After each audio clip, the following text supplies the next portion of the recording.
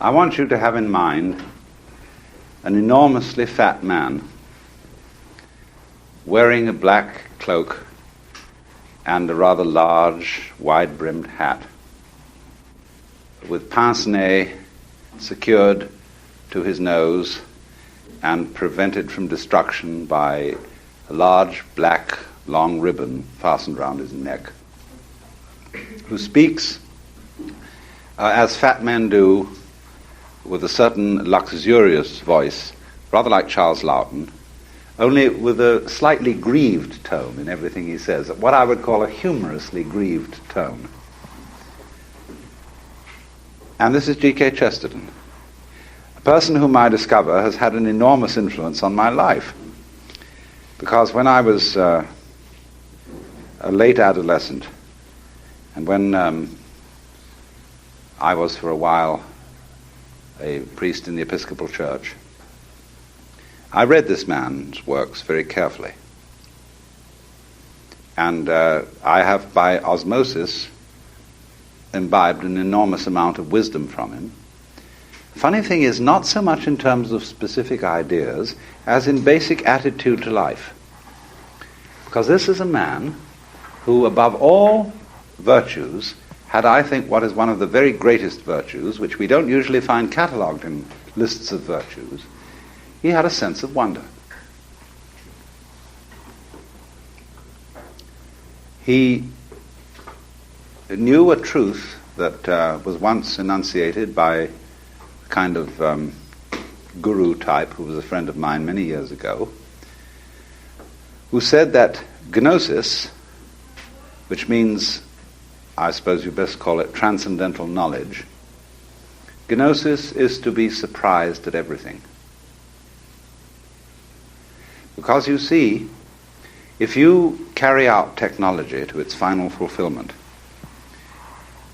and you have technological means of supplying you with every need or wish that you could imagine, so that you have, instead of just the plain little telephone with its dial on it, you have a somewhat more elaborate machine on which you can dial for anything you need at any time, and it'll be supplied instantly. Imagine yourself in that omnipotent position. And what you will wish for in that final, ultimate push-button world will be a button labeled surprise. You won't know what's going to come when you dial that one. And Chesterton's fundamental attitude as a poet and as a theologian was that even God needs a surprise. And of course, for that very reason, endowed angels and men with the mystery of free will, so that they would do things that would be surprising and that could not be foretold. This is why Calvinists are so dreary, that they believe that everything is predestined. And that's why, of course, the Episcopal Church is always more interesting than the Presbyterian Church. In that they're not Calvinists. There's something always rather depressing about Calvinists, although there are many interesting things about them that I won't go into. But Chesterton's idea was that the universe is so arranged that it is basically the Lord's own way of surprising himself. Because that's what you would do if you were God. If you really think it through. A lot of people never think this through. They think about, I remember a story about a conversation at a dinner party where it was in England, and all the people were discussing what they thought was going to happen after death, whether they would simply be extinguished or whether they'd be reincarnated or whatever kind of thing. And present at the dinner there was a very respectable country squire who was on the vestry of the local church, very pious. And finally the hostess said to him, "Sir Roger, you haven't said anything in the conversation this evening. What do you think is going to happen to you when you die?" He said, "I'm perfectly sure that I shall go to heaven and enjoy everlasting bliss, but I wish you wouldn't raise such a depressing subject." So you see, people just don't think it through. It's very fascinating to ask people deeply about their theological ideas, what they really do think God is and what heaven would be like, and not only what it would be like as based on the symbolism of the Bible, but what sort of a heaven they would really want to go to. I mean, do you want to be stuck with the rest of your family forever? Saying, God gives us our relations, but let us thank him we can choose our friends. At what age would you like your resurrected body to be? There are all sorts of fascinating questions of this kind which bring out the great, marvelous problem of what we would really like to happen. And when we follow that through and through and through and through, we must admit in the end that we don't want a situation in which everything is completely controlled. In other words, if everything is rationalized, if everything is perfectly logical and clear, it all works, and there's no possibility of anybody making a mistake, and we know exactly what's going to happen forever and ever and ever, we'd be bored to death. Nobody wants that kind of heaven. So what kind of heaven would you like? Supposing, for example, you had the privilege, power, to dream any dream you wanted every night and have it real vivid. And of course, you would be able to dream any amount of clock time in one night that you desired. You would be able to, say, have 100 years of experience in one night. And when you think that through, what dreams would you dream? It's almost like the question, if you were going to have half an hour's interview with God, and you had the privilege of asking one question, what question would you ask? And you've got a little while to think that one over, see, before you go in for the interview. So then the same thing is, what would you dream? You would dream, of course, at first, I suppose, all possible fulfillments of wishes. Whatever your wishes were, whatever your desires were, you would fulfill them all. And when you've done that for about a month of nights of 100 years long, each night of dreams, you would say, well, let's vary things a bit. Let's let things get out of control. Let's have an adventure. And then you would rescue a princess from a dragon, or something of that kind. And then you would arrange it so that you would forget that you were dreaming, and so the thing would seem as real could be. And you would dare yourself, like kids dare themselves to do all sorts of dangerous exploits. And finally, you would dare yourself to experience awful situations because you knew it would be wonderful when you woke up, because the contrast would be so fascinating. And finally, in the course of your dreaming, you would dream a dream in which you were sitting in Campbell Hall at Christ Church, Sausalito, listening to me give a lecture. With all your personal lives and your problems and whatever it is that's going on, see? Because that would be the nature of surprise. Now, in this, when you fully realize that to be surprised at everything is high wisdom, you get a new point of view towards the world, which gives you almost what could be called a child's vision of life. When Jesus said that unless you be converted and become as a child, you cannot enter into the kingdom of heaven. This is the thing that Chesterton understood in a very profound way, because to a child, the world is entirely new, and therefore all of it is extraordinary. And I hope most of you can remember how you saw things when you were about 2 years old. as the whole world being quite weird. And when you get used to things, you see a tree, and you say, oh, well, that's a tree. We're used to trees. We know what trees are. But if you can go back to your childhood and remember how it was when you first looked at a tree, and you saw the earth itself reaching up into the sky, extending itself in many branches and waving all these little flags at heaven. Or when you looked at the sun as a child, you stared at the sun, it was marvelous, and the sun turned blue. And there was a feeling about everything of being essentially magical. So there is a most extraordinary passage which occurs in one of the rarer books of Chesterton, called The Coloured Lands, where he makes this extraordinary remark. It is one thing to describe an interview with a gorgon or a griffin, a creature who does not exist. It is another thing to discover that the rhinoceros does exist, and then take pleasure in the fact that he looks as if he doesn't. And this is the key to this man's wisdom, that he could see all kinds of everyday things and events as if they were completely improbable and magical. And that he could describe the world as an extremely improbable object.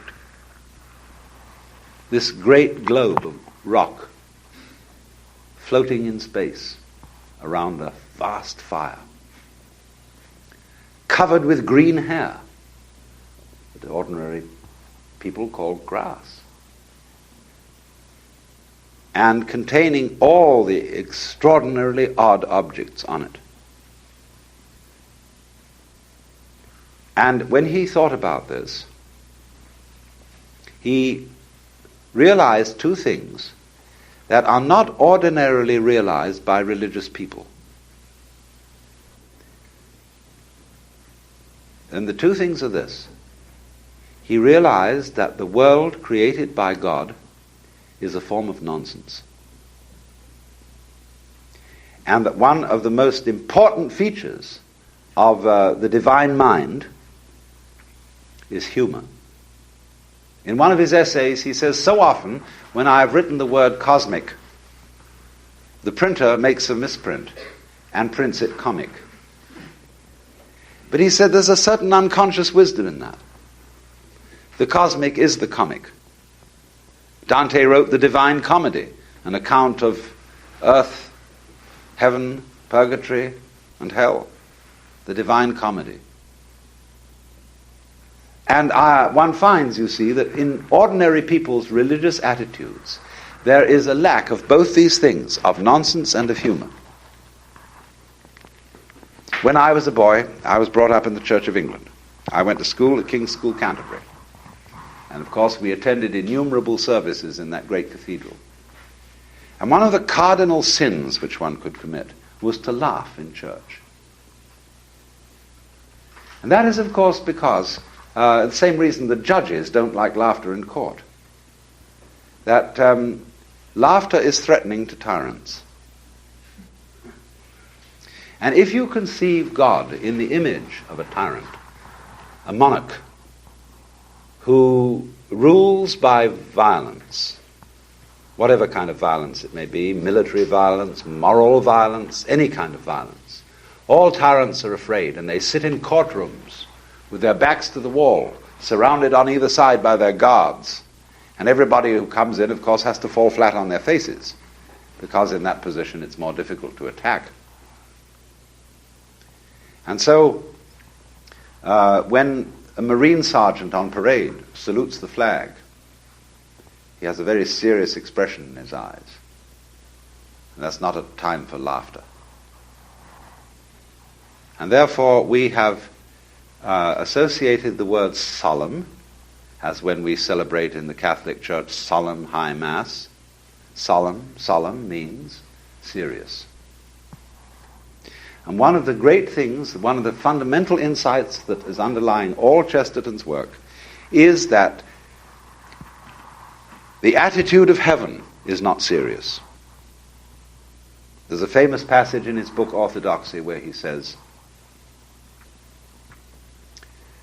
things like stones are subject to gravity. They are heavy, they are grave, they are serious.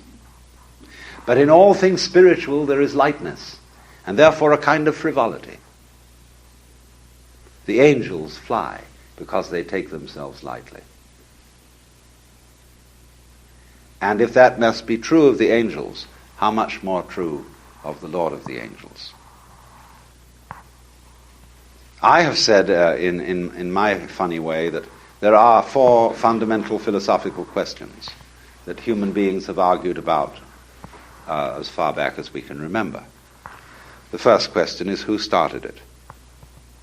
The second question is, are we going to make it? The third question is, where are we going to put it?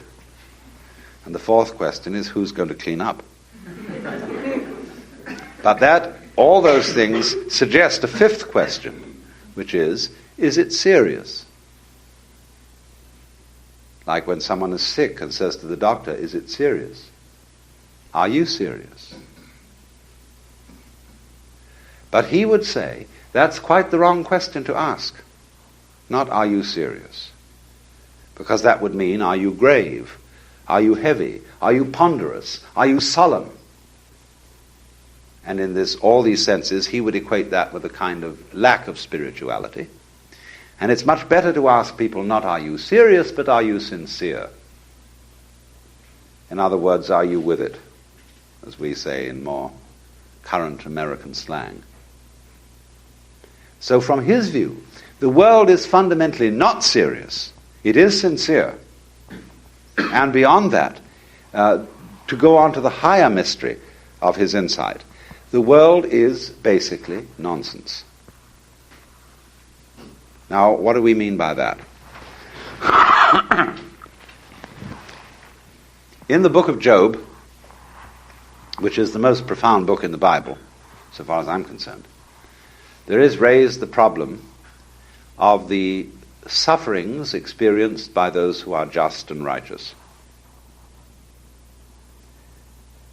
And Chesterton has written a great deal on the book of Job, and without quoting him directly, I'm going to summarize what I've learned from him about this book, because this is really very important about this whole theme. The prelude to the book of Job is in heaven. And a conversation ensues between God and one of the angels called Satan, otherwise known as Samael.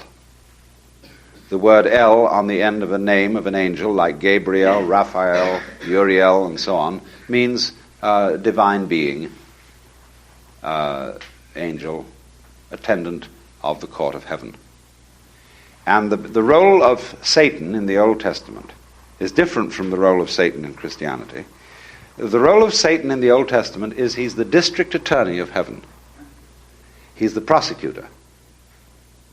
And as you will see in a court today, it is arranged that the prosecution is always on the left of the judge, and the defense is on the right.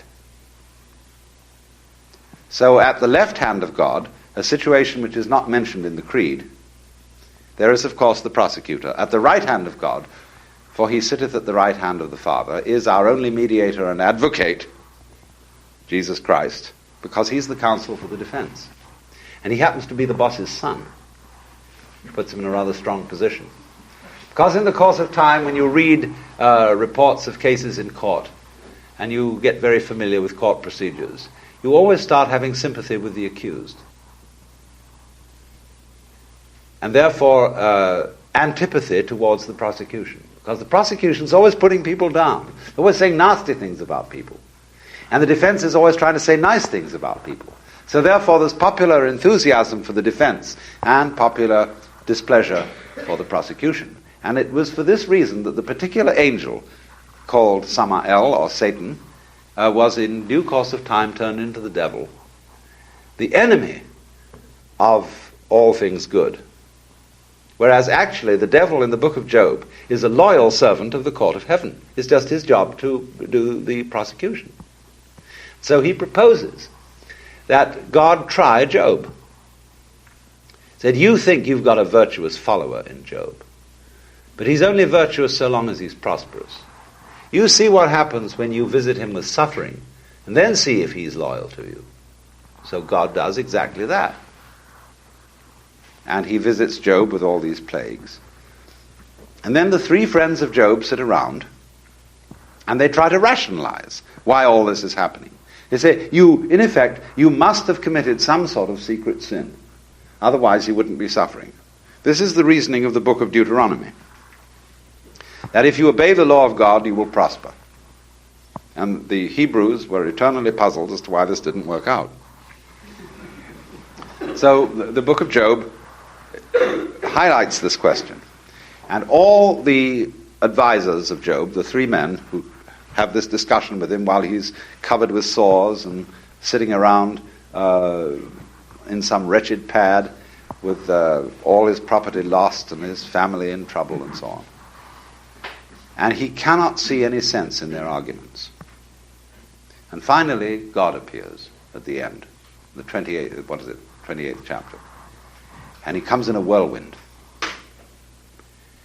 And he refutes the advice of all these three friends. Who is this, he says, that darkeneth counsel with words without knowledge? Now stand you up like a man and answer like a man. Were you there when I laid the foundations of the earth? When the morning stars sang together and all the sons of God shouted for joy? And then he goes on to ask Job a series of questions, which include such questions as, why do I send rain on the desert where no man is? Why can you catch the Leviathan with a hook? Can you bind the influences of the Pleiades and make them work for you? Or can you loosen the astrological influences of this constellation of Orion? Can you do all this? And what is it all about? So a series of questions are delivered to Job, none of which have any answer. And the effect of these questions on Job is to solve his problem. And ordinary interpreters of the book of Job always say that this isn't really the answer. They say the book of Job raises the question and doesn't answer the question. It does answer the question. It answers the question by asking questions, all of which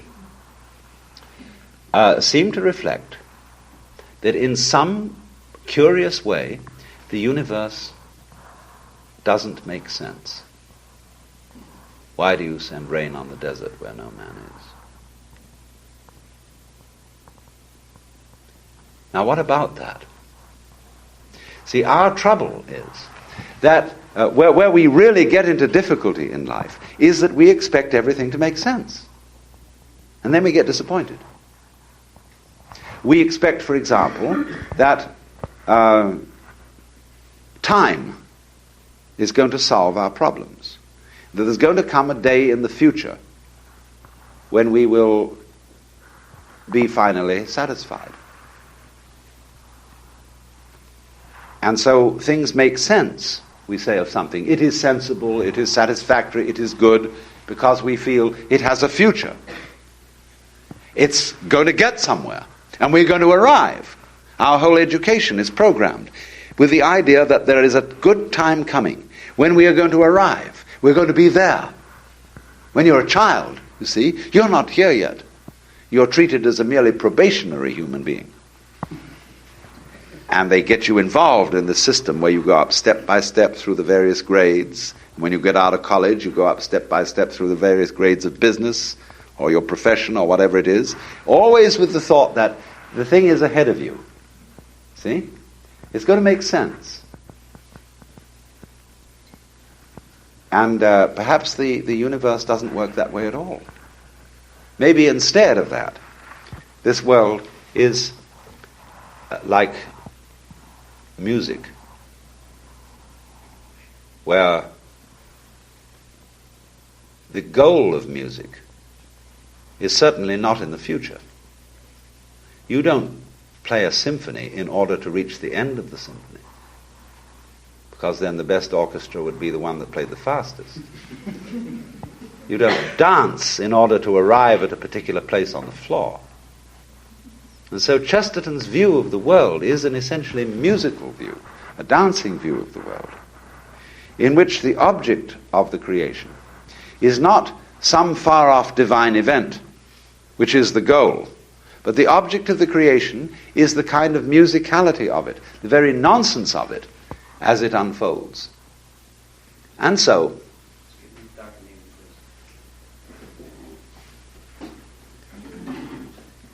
that when you talk sense, your words refer to something else. In other words, if I talk about tables and chairs, these sounds that I'm making, tables, chairs, refer to something in the physical world. The sound table is not the table, but it refers to this. But then when we ask, what does the world mean? What does the table mean? The noise table means this. Now, does this have a meaning? What is the meaning of life? If we ask the question, what is the meaning of life? We are treating life as if it were a set of words, a set of symbols. But it isn't. The real great insight is that these things don't have any meaning. Now, in ordinary way of talking in the West, we would say that's terrible. Something that has no meaning is awful. A meaningless life, you see, that we say about the most dreadful kind of life. But Chesterton is trying to say that the meaningless universe, the nonsense universe, is just great. Just because it doesn't mean anything. It is because God himself is dancing, is playing. He has a poem of God as a child. And he's playing with a windmill. And the fans of the windmill are the four great winds of heaven, and the balls with which he's playing are the sun and moon. And the whole idea, therefore, then, is that existence itself is a magical play, and is therefore nonsense. In the sense, the special sense of nonsense, that it is something going on which does not refer to anything except itself. When we say nonsense, we are saying it for the delight of the words, and not for anything that they mean. 'Twas brillig, and the slithy toves did gyre and gimble in the wave. All mimsy were the borogoves, and the mumraths outgrabe. Or better, from Edward Lear, who said of himself, he really drew the portrait of Chesterton. His body is perfectly spherical. He weareth a runcible hat. And so there was an old man of Spithead who opened the window and said, Phil Jumble, Phil Jumble, Phil Rumble come tumble, that doubtful old man of Spithead.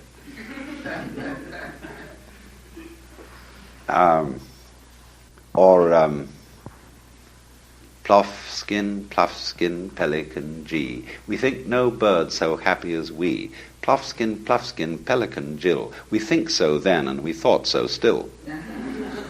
You see? Now, he says that in this kind of marvelous playing with the voice and with words, you have something nearer to the nature of reality than you do with statements that make formal sense. Even though this man Chesterton was a great believer in reason. And you know in the Father Brown stories there is an occasion when Father Brown espies the criminal masquerading as a priest, because the man says, well, we cannot find out God with our reason. All the things of divine are beyond reason, and we must learn to suspend reason. And at that moment, Father Brown knows this man is not a good Catholic, and not really a priest at all. Because St. Thomas, you see, bases everything in saying there is a consistency between reason and faith. And Chesterton believed in that very strongly.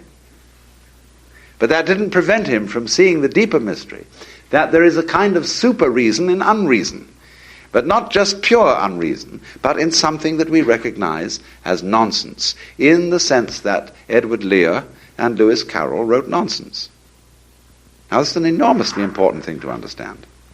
What is the difference, shall we say, between inspired nonsense and mere bosh? And this is what he's trying to point out. There is a kind of nonsense which we could call magical nonsense, and there's a kind of nonsense, on the other hand, which we should call just trivial rubbish. So, it is the nonsense, divine nonsense has this extraordinary humor with it.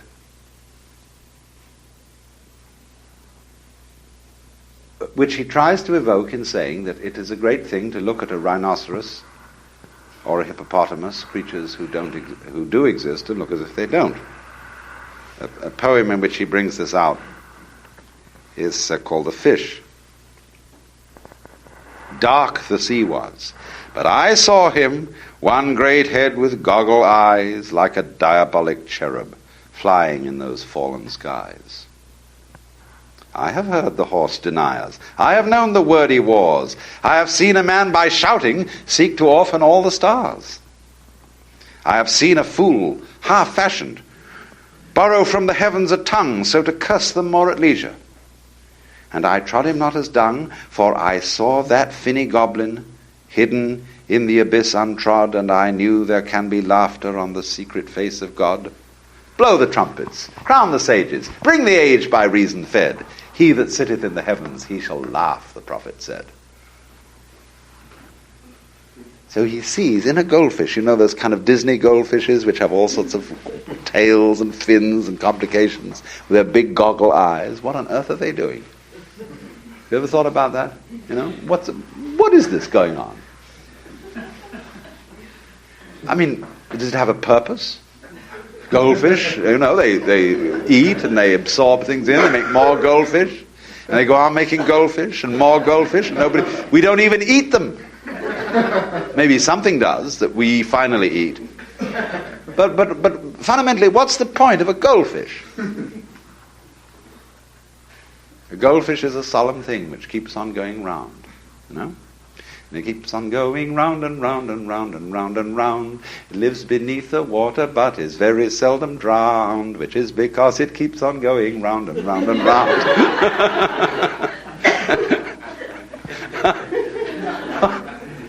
It isn't going anywhere at all.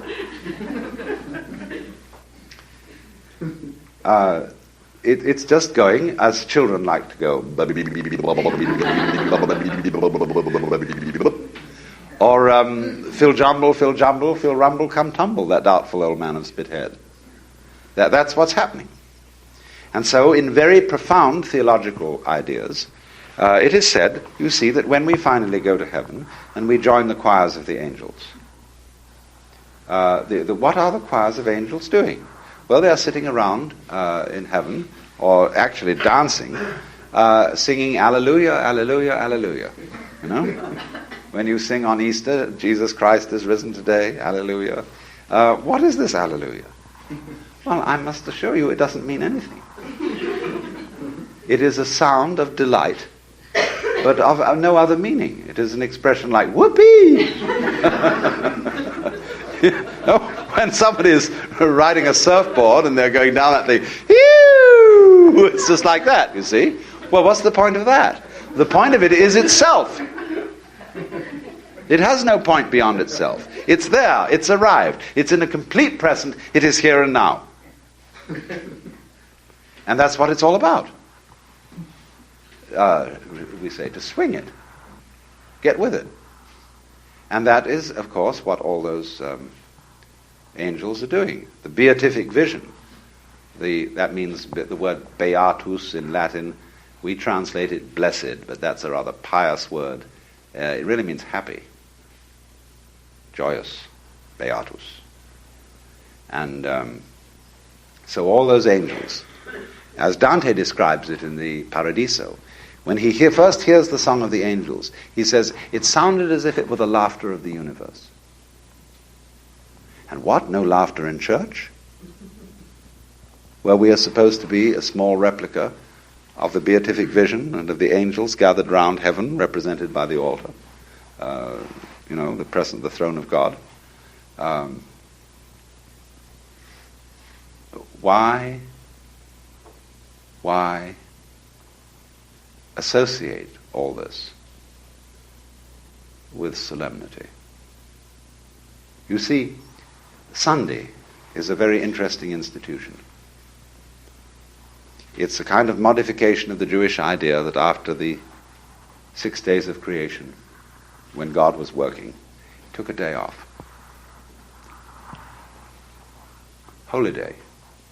That was, as it were, the culmination of the 6 days of work.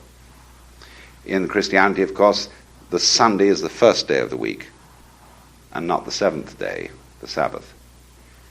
But the same idea is involved, that once in every 6 pulses, there is a 7th pulse, which is a little space of time to take off. Now, 6 days of your life, say you're working and you're being responsible and you're earning a living and you're being serious. If you do that all the time, you're going to go quite mad. You're going to be like a bridge, a steel bridge, which is so rigid that it has no swing in it, and therefore it will fall apart in a storm. For in order to be sane, every human being must allow himself a little time in life to be insane, to let go, to stop trying to control everything, to stop trying to be God, and just go in whatever way you want. See? So when you go to church on Sunday, that's what you're supposed to do. You're supposed to take off from all this thing of laying it on. But what we've made the mistake of when we go to church on Sunday, present company accepted, but most preachers lay it on. So they say, this is what you ought to do. That's what you ought to do. You haven't been conducting this right, and so on and so on. And nobody gets a vacation. Nobody gets a holy day, holiday, a Sabbath, time off. So when you go, the whole idea of church is that this is the place where we can get back to the fundamental sanity of nonsense and sing Alleluia with the angels around the center of the universe, which is actually manifesting these stars, these galaxies. For what? It's a firework display. It's a celebration. You say, today there will be at 11 o'clock on Sunday, or whatever other time it is, a celebration of the Holy Communion. Do you celebrate? Or do you comport yourselves as if you were attending a funeral? I used to be a chaplain in a university, and I used to say, there will be a celebration of the Holy Communion at such and such a time on Sunday, and incidentally, if you come here out of a sense of duty, we don't want you. Better be lying in bed or going swimming or something. Because what this is we are going to have celestial whoopee. And we're going to enjoy it. That's what you're supposed to do. Instead of coming in and saying, you're going to go to this thing and you're going to feel how awful you are, how undutiful you've been, how absolutely terrible you've been. And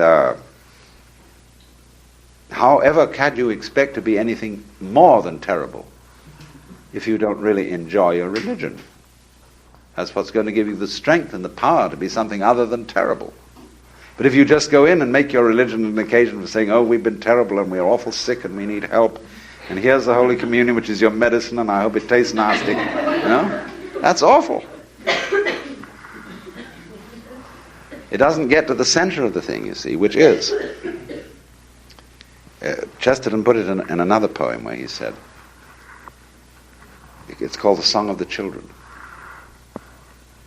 And it says of Jesus that he taught to the adults, he taught them laws and watchwords, to preach and struggle and pray. But he taught us, deep in the hayfield, the games that the angels play. Had he stayed here forever, their world would be wise as ours, and kings be cutting capers and priests be picking flowers.